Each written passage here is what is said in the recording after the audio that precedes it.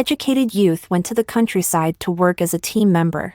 I gave my chance to return to the city to my boyfriend Jason. He promised to come and get me, but I received news that he fell off a cliff and was lost forever the day after he returned to the city. I was heartbroken but could only be trapped in the countryside farming until China's college entrance examination was restored. I finally returned to the home I had long been away from at nearly 50 years old. But my mother was holding a woman whose appearance had been completely ruined, with a loving expression saying, "Susie, although you ruined your looks 30 years ago, fortunately, you met someone who had a kind heart, allowing you and Jason to be together. Jason is now a respected professor. Kim, your father is dead, and I will rely on you in the future." I was momentarily stunned. If she was Susie, then who was I? Moreover, wasn't Jason already dead? Chapter 1. Don't worry, Susie. If you are willing to give your spot to me, I will definitely not let you down. But how did you get this spot in the city? Quickly compare notes with me, or else it will be a loss if we get exposed later. Jason lowered his voice, occasionally noticing that many people were looking this way. I stared blankly at the sickle in my hand, mechanically cutting the wheat, until Jason noticed I was ignoring him and secretly nudged me with his arm. I finally came to my senses, looking at Jason's young and handsome face, and a chill spread through my heart. In my past life, I was rewarded with a chance to return to the city for saving a pair of drowning twins. For scholars in this era, the most desired opportunity is to return to the city. This not only represents the chance to enjoy a life in the city but also signifies the opportunity to return to school. Yet I willingly gave this opportunity to Jason, only because he was a talented medical student. Before he went to the countryside for re-education, he was a genius student in the spotlight. Jason promised that after returning to the city, he would focus on research and cure my father's heart disease. He also said that I was just an ordinary journalism student,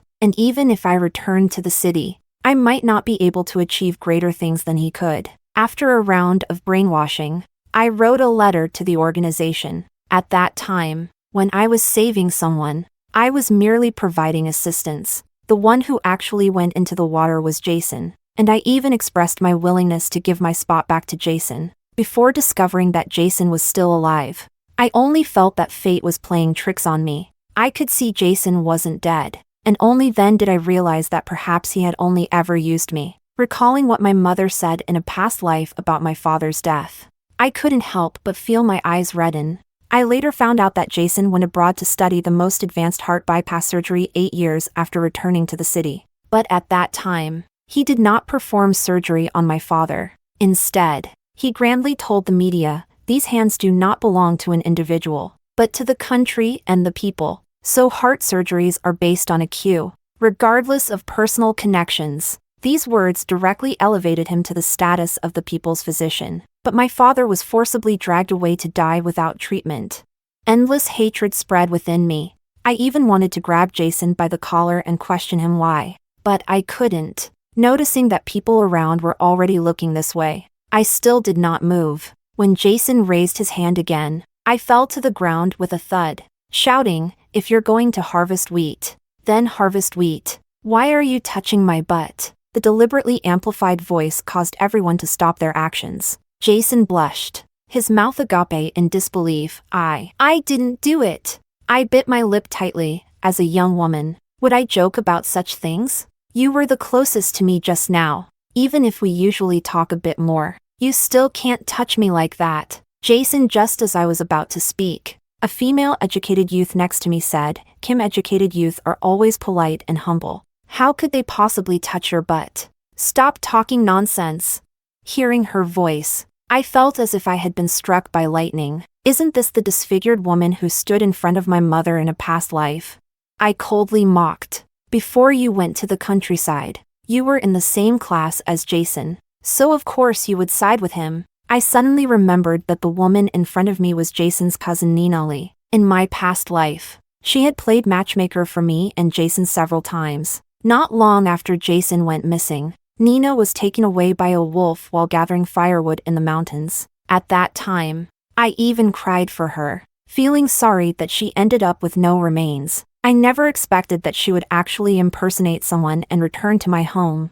Nina was left speechless and unable to refute me. The team leader of the overseers finally walked over and said, "What's all the commotion about?" He had a serious expression, and everyone quieted down a bit. To put it nicely, we are all educated youth sent to the countryside.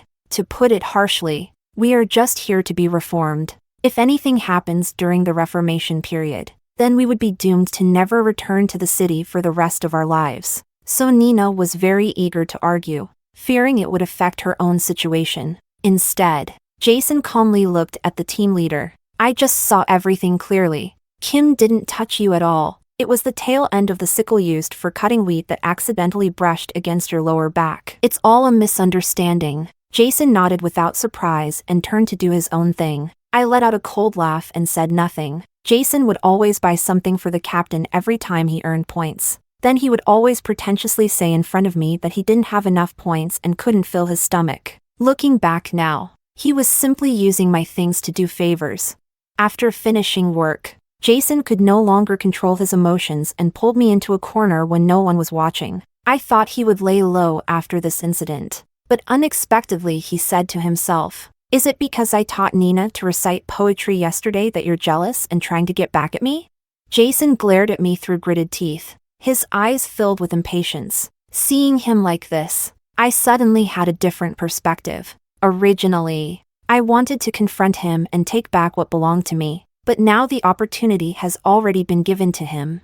I cannot act impulsively and must plan carefully. So I looked at Jason with a sense of grievance. "Didn't you say Nina was your classmate? Why did I hear her call you cousin? You two seem so close." Jason showed a look of inevitability. "If you're jealous, just be jealous. But how can you say in public that I touched you? If I'm charged with molestation, I could be ruined." Chapter 2. The laws in this old society were very strict. Jason, a look of fear flashed across his face, but he continued to lecture me. Fortunately, the situation didn't escalate. "Quickly tell me the details of how you saved that pair of twins." "Once I return to the city, I'll go find them and think of a way to get you back home." His eyes were filled with brilliance, full of calculation. I suddenly realized how foolish I was in my past life, easily believing someone like him. Jason and Nina are just children from ordinary families, but my parents are truly children of high-ranking officials, not only knowledgeable but also soldiers who have made achievements and received commendations.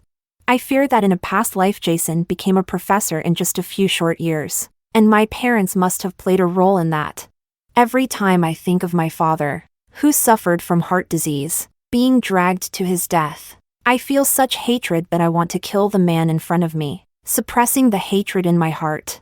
I cautiously looked at Jason. "You promised to come pick me up. You won't regret it, will you?" Jason pressed his lips in impatience, looking at me coldly like this. In the past, as soon as he looked at me like this, I would immediately feel guilty and apologize, repeatedly assuring him that I would never doubt him again. But now, I still pretend that I haven't noticed anything, trembling as I shed tears, seeing that someone was about to arrive. Jason could only sigh and say, "How could you doubt me? I could never bear to part with you." "Don't worry. In at most 2 years, I will definitely bring you back."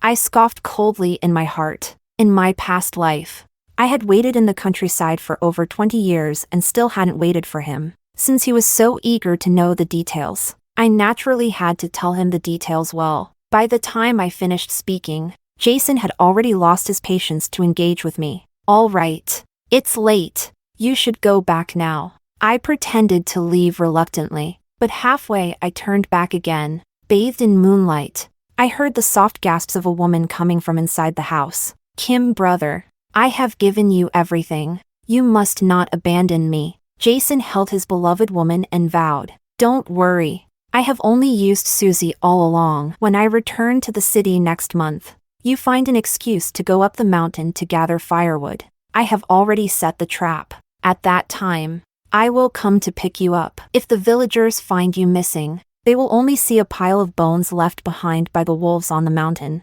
Nina emotionally rushed into Jason's arms. "Fortunately, my cousin is smart. Otherwise, we would have to stay in the small mountain village for a lifetime." The two became increasingly wild, and I intended to leave, but I heard Jason repeatedly remind me, When the time comes, you must use a branch to ruin your appearance. Only when you become Susi can I be arranged to enter medical school. Nina reluctantly nodded in agreement, and I slowly curled my lips outside the house. Early the next morning, I brought breakfast to Jason's table. Before I could speak, Nina immediately exclaimed, "Why are you coming over?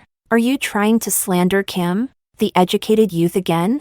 Nina's voice was very loud, quickly attracting the attention of others. I looked at Jason with grievance, hoping he could say something to help me, but Jason coldly said, to avoid misunderstandings, "It's better for us to keep our distance from now on." The people around also began to speak. Yesterday, she said someone touched her butt, and today she inexplicably approaches him. Could it be a self-directed performance? Who doesn't know that Kim, the educated youth, is knowledgeable and handsome, while Susi is average-looking and lazy? How could Kim possibly be interested in her? Nina flashed with pride in her eyes, saying mischievously, "Forget it. As long as Susi is willing to stay away from Kim the educated youth in the future, that would be a good deed." I trembled as I looked at Jason. "Are you just going to watch others slander me like this?" Jason sighed and walked in front of me, speaking in a voice only the two of us could hear. "From now on, we are people from two different worlds. Why must you cling to this so desperately?" I looked at Jason in disbelief, appearing as if I had been used and deeply hurt. He raised his eyebrows and smirked, turning his head to say loudly, "Previously, I was willing to take care of Susi a bit more, only because she persistently begged me for help. But after being falsely accused yesterday and going through a harrowing experience, I truly do not want to associate with such a person anymore. I hope everyone can bear witness to this."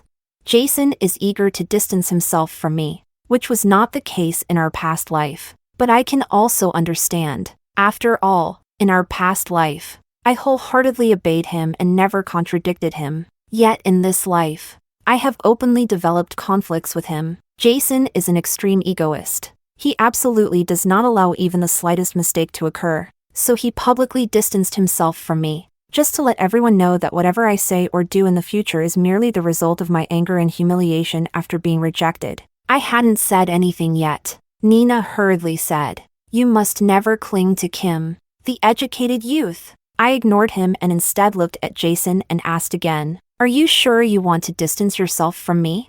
Jason frowned at me and said, "We have never had any relationship at all." I nodded. "So that's how it is. Since that's the case, I have no need to show any courtesy." On the day the urban return quotas were announced, Jason was full of vigor. "I can't wait for everyone to know this news." Nina proudly came up to me and said, "Kim the educated youth is going back to the city. You can no longer cling to him." Chapter 3. I looked at Nina with sarcasm. "Are you sure this urban return quota belongs to him?" Several passers-by nearby immediately gathered around, curious upon hearing this. Not far away, Jason, as if he had anticipated this, said leisurely, "Returning to the city is always by designated quota. Are you suggesting that this is something you gave to me?" I nodded. "Indeed, I gave it to you." With a puff, everyone present burst into laughter. A female educated youth who had a relatively good relationship with me before smiled and said, "Who doesn't know that you had a falling out with Jason recently? How could you possibly give your quota to him?" Nina also smugly curled her lips and said, "The urban return quota isn't something you can just give away. Stop talking nonsense." Jason shook his head and said, "I originally thought you would hold back a bit, considering how I took care of you before, but I didn't expect you to be so stubborn." As he spoke, he said to the detachment leader, "After I return, I hope my points can all be credited to Nina's account. To be honest, she is my cousin." Once those words were spoken, everyone looked at Nina with envy. If Jason were to have any fortune upon returning to the city, Nina would surely rise with the tide. Life in the countryside is already difficult, and Jason is hinting that the remaining educated youth are pushing me out. I pinched my thigh and cried out to them, "This spot was meant for me." After saying that, I turned and ran away. No one cared about me, as everyone was busy sending Jason off to the city, especially Nina, whose big watery eyes were already red from crying. Everyone thought she was reluctant to part with Jason. Only I know that Nina is reluctant to part with her appearance. She fears that disfigurement will lead to other unknown consequences. But she has no other choice but this path.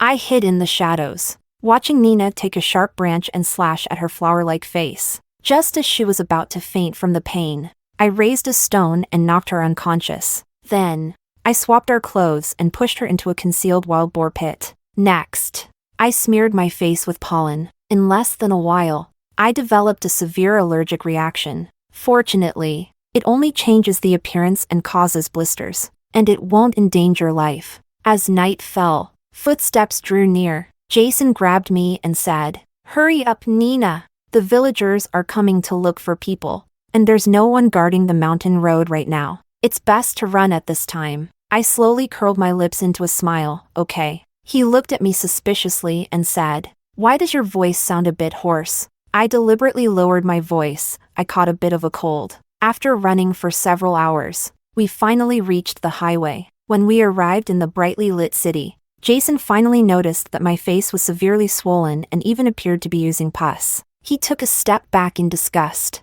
forcing himself to ask, "How did you make your face look like this?" I mimicked Nina's posture and hid in his arms. "Last night Susi deliberately threw a wasp's nest into my room." Boo-hoo-hoo. Jason immediately gritted his teeth. "That damn Susi." He pulled out a large pile of things. "These are all from Susi's parents. They know I would look for a chance to rescue you these past few days. And they've already told the neighbors that a cousin from the countryside would come to visit. You will be that cousin then." Among this pile of things are the watch that Dad couldn't bear to wear, as well as the gold ring and gold necklace that Mom couldn't bear to wear. Jason smiled and said he wanted to sell these things for money, and I smiled back, saying, "Let's keep them for now. After all, you still need to curry favor with your superiors to climb up the ranks, right?" Jason smiled wryly. "You really are clever." It was evident that Jason wanted to do something else. But when he saw my pus-filled face, he instantly lost interest. The next morning,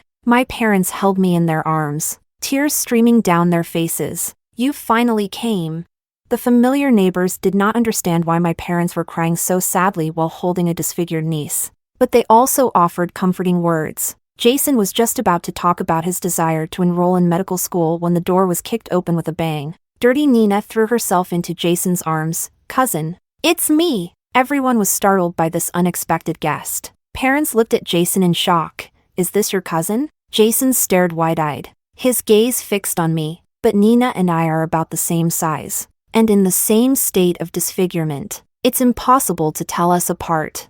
I walked over to Jason with tears in my eyes. "Who is this?" Jason immediately explained anxiously. "I don't know who she is. I don't recognize her." Nina cried out, "Cousin, it's me." "Nina, didn't you say you would come to pick me up when you returned to the city? Why haven't you come to get me?" Dad's gaze instantly fell on Jason, and the pressure was palpable. I could almost guess how Jason had talked to my parents. It was probably just about how we were in love and he swore he would treat me well and similar things. But now this suddenly emerging cousin will surely arouse my parents' suspicion. I looked at my mother with grievance. My face hurt so much. Tears slid down my face, the burning with pain. Of course, my parents knew that I have been allergic to pollen since childhood. But Jason didn't know. He only knew that someone was trying to sabotage his plan. So Jason didn't think twice and slapped Nina, saying, "What nonsense are you talking?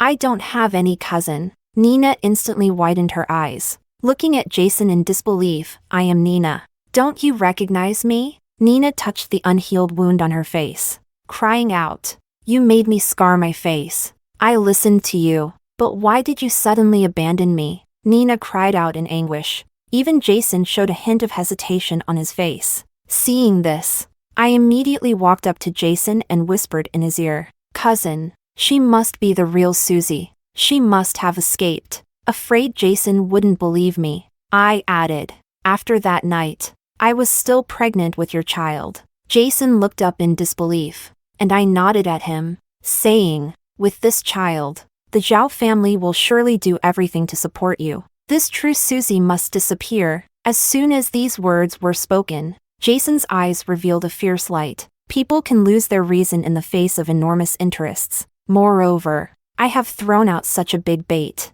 Seeing that my parents' expressions were somewhat unpleasant, Jason immediately stepped forward to declare, I really don't know this woman. Whatever cousin has nothing to do with me. Nina still wanted to say something, but Jason raised his hand and slapped her, causing her to bleed from the corner of her mouth and leaving her unable to speak. Dad was shocked by his ruthlessness, while Mom hesitated and said, no matter who it is, let's not resort to violence. Jason sighed and said, this Nina always bullies Susi, and has slandered me several times. I simply cannot tolerate it any longer, which is why I had to confront her. As soon as they heard that Nina had bullied me, my parents' expressions immediately changed, down to the countryside and joined the production team was meant to solve employment issues. Since this Nina is truly so bad, why not just hand her over to the organization for handling?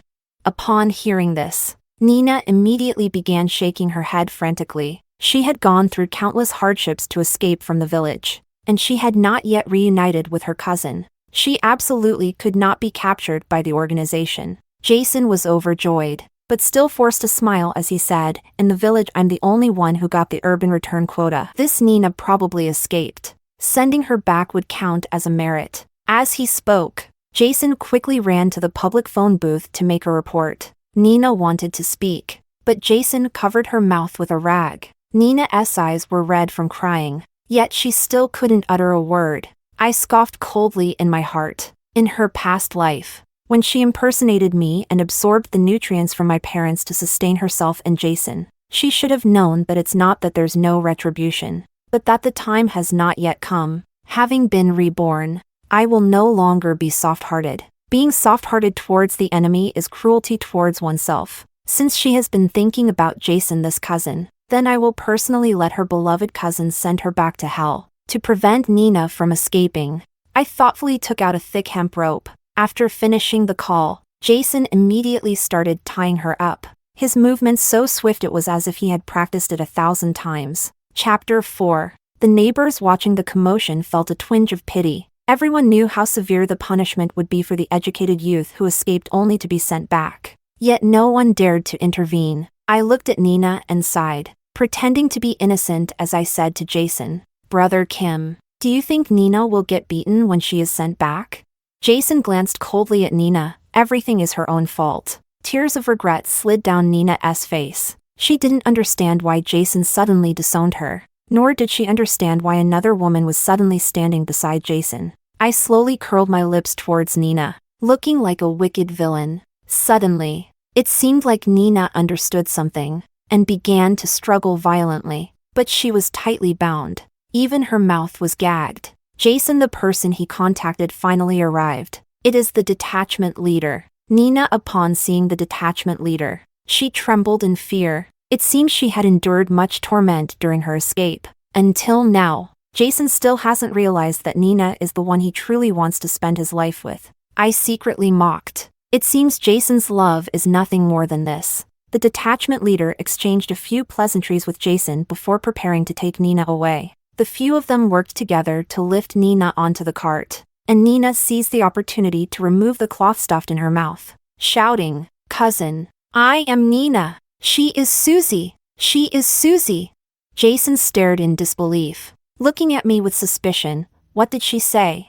I tilted my head towards Jason. She said she is Nina. Jason quivered his lips. No. The other sentence. I grinned strangely. She said I am Susi. With that, the conversation ended. Jason suddenly looked at Nina. He suddenly remembered that what he had instructed Nina was always to mutilate her face. Never any other trick. He couldn't help but feel a chilling fear, yet he dared not confirm it. I leaned into Jason's ear, whispering like a demon, Cousin, if she is Nina, then who am I? Jason was so frightened that he took a big step back. The people around frowned in confusion. Susi isn't still being reformed in the countryside? Yes. Moreover, Susi is Professor Zhao's daughter. How could he possibly not recognize his own daughter? Susi seems to be 2 sizes heavier than this girl, and a bit shorter too. This is clearly not Susi. I was sent to the countryside when I was 16, and now 2 or 3 years have passed. It's normal for my figure to change a bit, but the neighbors don't think so, because I have always been seen as a chubby child since I was little. Now, after a few years of living in the countryside, Not only am I as thin as a straw, but my skin has also turned a healthy wheat color. I am simply unrecognizable, my parents timely remarked. How could I not know what my daughter looks like? Susie has always been a chubby little girl, especially since she has been sent to the countryside to work. She even wrote me a letter last month. This girl is now my niece. She is definitely not Susie. After this exchange, the neighbors nodded in agreement. Only Jason remained frozen in place. Suddenly, Jason seemed to discover something and crawled over to the spot where Nina had just been standing. He trembled as he picked up a worn-out pouch. This is something Nina has always worn. I knowingly asked, "What is this? Isn't this Nina's thing?" Jason suddenly raised his head, his pupils trembling. "Who are you?" I let out a chuckle. "Who am I? Don't you know?" My parents noticed that my expression was not quite right and wanted to send the neighbors away. But I suddenly shouted, "I am Susie!" As soon as these words were spoken, everyone was stunned, and then they began to discuss among themselves. Susie? No way. Susie shouldn't be in the countryside for re-education, right? She must have escaped back, right? I really thought she was some niece. Tisk tsk. Does that mean she will also be taken back to the countryside? Upon receiving my acknowledgement, Jason's eyes instantly turned red as if he were about to bleed, but I pretended not to see. Nina has already said it countless times. She is Nina. What good does it do to glare at me now if you don't believe it yourself? Jason gritted his teeth and said, "I will make you pay for this." At this point, he understood that there was no longer any possibility of using my parents. After all, what he had done to me was not something that could be easily brushed aside. Jason turned around, intending to call the authorities, planning to have me taken back to the countryside as well. My parents were suddenly anxious, but I calmly raised my hand to stop them. The neighbors couldn't report me, but they also couldn't turn a blind eye, so they just watched as Jason turned to go to the phone booth. But before he could reach for the phone, a stern voice called out to him, "No need. Our team will personally come to catch people." The newcomer, dressed in uniform, had a solemn and dignified demeanor that made it difficult for anyone to speak casually. Jason glared at me with resentment, gritting his teeth and saying, "Susie is a rural reform worker who returned home without organizational permission. I demand severe punishment." I nodded with interest. Returning home without permission should indeed be punished. But the one who deserves punishment is not me. It's you. Chapter 5. Jason snickered. "I have legitimately obtained the urban return quota." I looked at him with sarcasm. "Oh, is that so?" Jason confidently looked at me and said, "The documents for my return to the city are all stamped with official seals."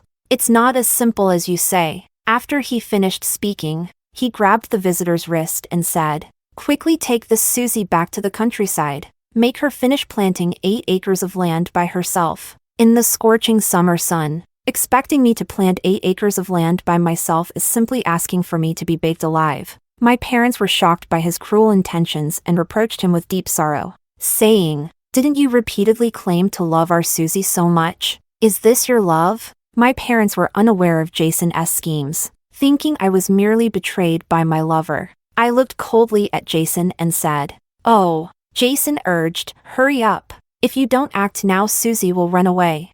I chuckled. "Do you think I plan to run?" Jason looked at me stiffly. In the next second, cold handcuffs were suddenly fastened around Jason's wrists. Jason raised his head in disbelief. "What do you mean?" I looked at the person who acted and said, "He forced me to give him the credit for my bravery. And in front of everyone, he also molested me. I demand that he be arrested immediately." Jason immediately shouted angrily, "What nonsense are you talking? Shut up." The team leader glared at Jason. "Shut up. You have no right to speak here."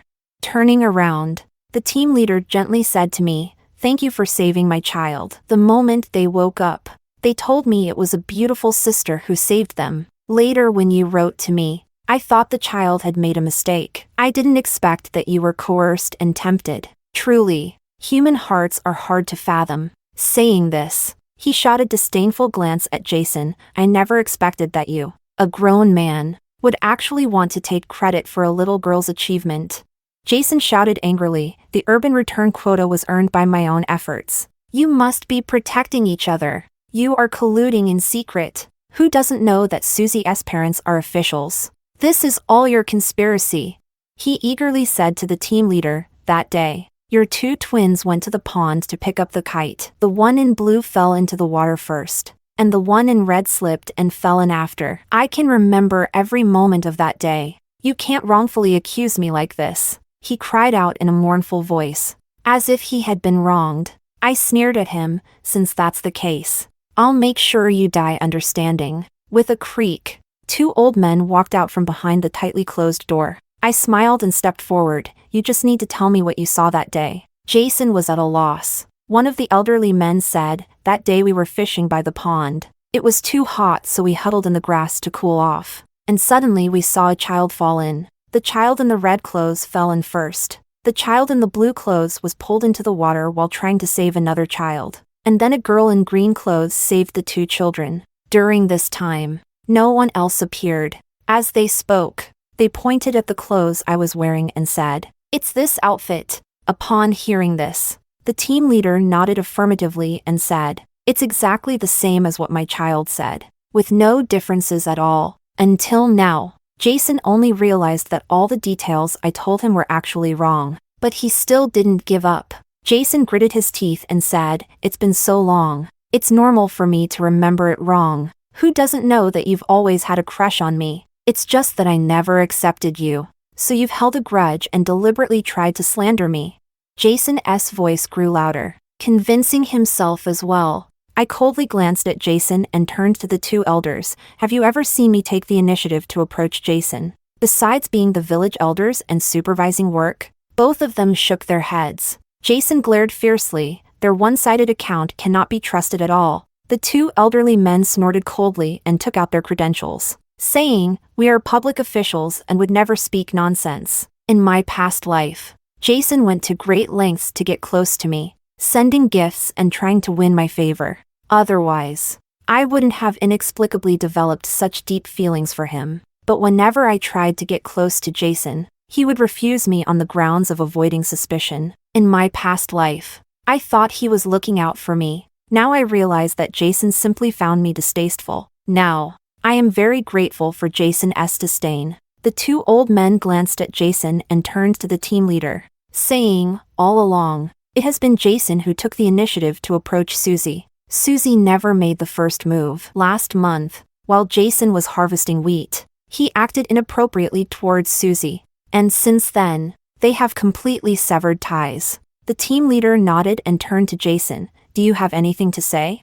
Whether it was the testimonies of the villagers or those of the two rescued individuals, all proved that Jason was lying. At this point, there was nothing Jason could do to turn the tide. Yet he still refused to repent, shouting that he was not at fault. Seeing this, the team leader was at a loss for words and could only announce with a cold face that the person should be taken back. He even announced on the spot that the urban return quota was reserved for self-sacrificing heroes. And I was that hero. The neighbors all knew that I was rightfully returning to the city. And finally, no one discussed this matter anymore. Chapter 6. My parents felt sorry for my face and also for all the suffering I had endured. Looking at my parents still living well, I didn't feel any bitterness at all. Allergies are just a minor issue. Taking medicine can resolve it. Moreover, medical advancements are significant now, and scars are just a small matter. What I didn't expect was that the two children I saved were actually genius students in abacus mental calculation,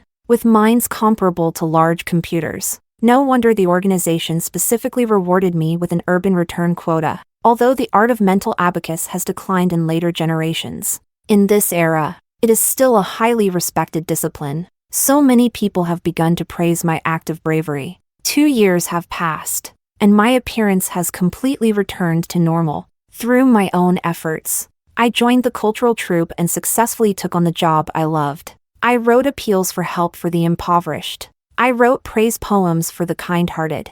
I wrote about the joy of harvest for the working people. Shining in my own position, many people thank me, and there are also many who say I am the ink and brush of the people. Not only that, I also took out an advertisement seeking doctors who could help my father with his heart bypass surgery. I saved my own father, and I also helped many others. Thinking back to my past life, Jason said that the major I studied was completely useless, and I found it amusing. I heard he was sentenced to 8 years of forced labor, and after he was released, he was directly sent back to the countryside to continue his re-education. Nina had been waiting in the village for Jason. As soon as Jason returned to the village, he was set ablaze by the frenzied Nina. This incident was reported by my colleague. When talking about them, my colleague shuddered and said, "It is said that the death was horrific. The woman held onto the man tightly and they were burned to a crisp together." My colleague did not know who the two people were on the manuscript, only that they were the victims. Looking at the two names quietly lying on the manuscript, the pent-up feeling in my heart finally dissipated completely. In the future, I will still walk the path that belongs to me, and they are destined to be submerged in the dust of history.